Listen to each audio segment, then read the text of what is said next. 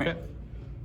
Hey guys, Steven here. I managed to win the Remote Duo Regional last weekend to get 16th place for points playoff. It was the last Remote Duo Regional. It was about 160 people. I ended up winning with Salad. I decided to go back to this deck because I think the 60 card version was decent, but there was improvements that could be made with deck list wise, and it ended up working out. I think the deck's really solid. It's decent playing into hand traps, and just very nice you get into hand trap wars. If you ever end up sticking a wolf, you just get massive advantage and end up winning those. And the engine's actually very strong overall.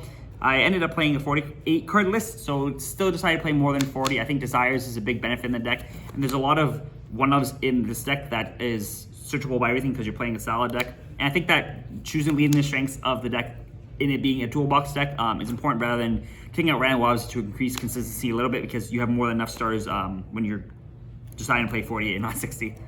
So get to the list. So almost same stars last time. I played 3 Debug, Double Fire, Triple Terror Top, and the Talking Tomborg, 3 Gazelle, 3 Mining, and 3 Circle. So you have 17 stars in 48, so that is about 14, 15 in 40 would be the equivalency. So it's a very consistent deck, not including any like your 2-card combos. I started playing not Triple Fire just because Debug's actually the better combo, which I showed in the last profile, and you don't want to have too many normals to clog. It's also better to start off with this because you're not linking to fires immediately, which means you can go for SP lines or cracking boards.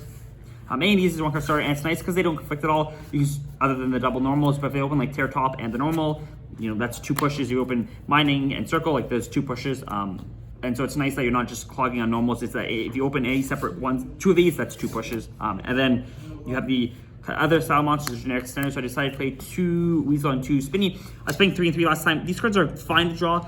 You do want them in your deck, but I don't think they need to max out on them, which is where I cut down. I wanted to play 2 Weasel because I am on Desire, so I always want to have these in rotation. This card's super important playing around Nib because you can just hold it for a long period of time. It's also good for game shots because it gives you the points monster, and then Spinny's just a solid card. This is also like a pseudo starter because it gives you 2 bodies, so at least lets you get a princess if you open another one of the starters. Then the other 2 box cards, 1 Foxy, 1 Mir, and 1 Jack. I don't think any of these should be cut. Mir is good because it's like extender. A lot of times people will shotgun ways to clear your normal summon because they don't think you have another one, and then just circle into Mir or Silent Mining. The Mir lets you play, or even if you're just like adding it off debug. Foxy is good because it's good for the grind. It's also good for clearing back row. It comes up versus Fire King Island or any other Flygate cards when you found it, and then this is just important for the grind overall. I think these cards are overall fine in terms of card quality, and I think if you're trying to min-max the deck, you'd cut these, but I don't think you need to. It's better to have a slightly weaker deck, very, very slightly weaker deck in terms of power level in exchange for the toolbox. And then the remaining Salad cards, I played the 1 Sanctuary, 1 Will, 1 Aurora, and 1 Rage. I was going to play triple size, so I only played 2 and I put the Will in last second. It comes up in some pass backs where you can just immediately Will for 4 and just completely overwhelm your opponent. It's also a fine draw going first or second, unexpected card. I do side it out a lot. And then double Desires because I'm playing on 48, and this card's great in hand trap format because you're always drawing mostly live cards. Like there's a few bad draws in the deck, but even just drawing stuff like the subpar draws like the Mirror and whatnot are still pseudo extenders and let you push through hand traps. And then you saw a lot of room for tech cards, so I was on, I think, 13 hand traps plus the other pseudo breakers, so 3 Ash, 3 Veil, 3 Imperm. I think these are just universally the best. They're good against everything, which I might decide to max out on them. 2 Ogre, and then 2 Mourner. These cards are a bit more specific. I wanted more hand traps, but I didn't want to max out either of these because I didn't think they were necessary to max out because they're not good in all matchups. I decided to not main deck the Nib just because I think it's not the best into the meta overall. I think it has too many dead matchups, and I'd rather just side it. It's also bad if you're getting into hand trap wars because if you can't play and they have Nib, they can just do and you have Nib, you can just do conservative lines, and they'll set up a board. And if you still don't have engine, you can't play. So I think that it's better to keep Nib for when you're trying to blow them out, as opposed to have it in the main deck. I think it's completely reasonable to main. I just decided to not put it in for this event, especially because it's smaller regional, so expecting more rogue. And then other breakers were 3 droplets. This is just good because it lets you draw the Imperms and Veilers and whatnot when you're going to crack a board. It's also good versus like Voiceless and Melodious, which are harder matchups, and Flu. I think the one problem with this card is that if you get hand trapped to death, this card just feels awful because then you have to trade 2 for 1. You have Sanctuary Descent, but that doesn't always feel great either. Overall, I think this card is fine. I would consider playing Talents over this, or maybe like 2-2, because I think Talents is better at getting hand trapped, where this is like better cracking boards. So it just depends on what matchups you're expecting. And the last card is 1 Call By, just because it hits Flamberge, and then naturally just hits hand traps.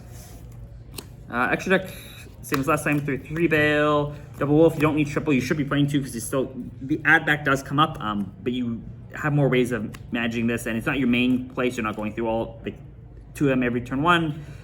1 Princess, and then triple Raging Phoenix. This card's insane in the deck.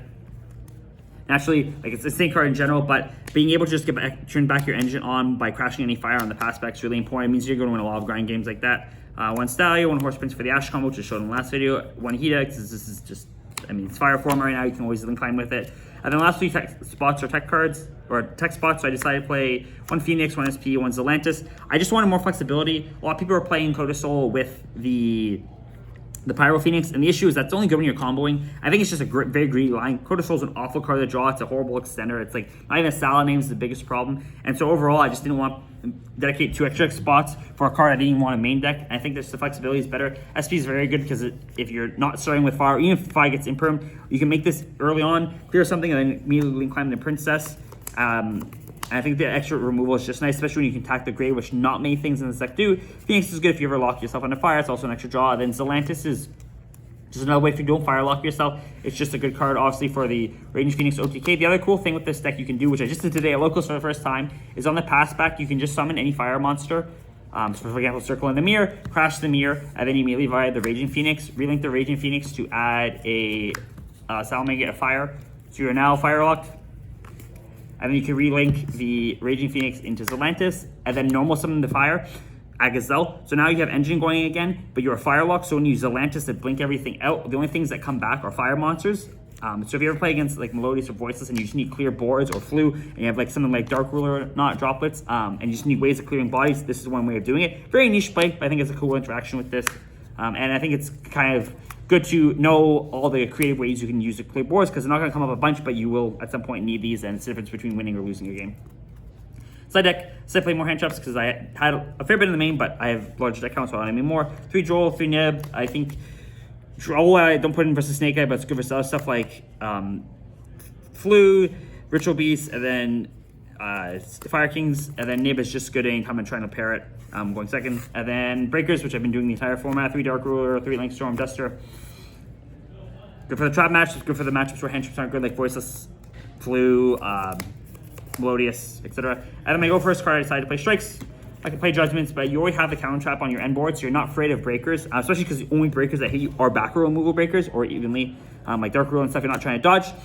So I think this card has more value than that, where you're not afraid of those types of breakers. And then this is just better than Judge Me, because they don't almost summon Ash, and you strike it, it means that their extenders are worse, because now they can't use Ash effect. Overall, very happy with the deck. I think this deck is a solid choice. With Fiendsmith cards coming out, is this good enough for that meta? Maybe not, but I think that after a list or just playing until then, this is still a solid deck, and it's definitely a good deck if you want to just kind of fiddle around with stuff and have a solid rogue deck. It's definitely a high tier 2 deck. Thanks.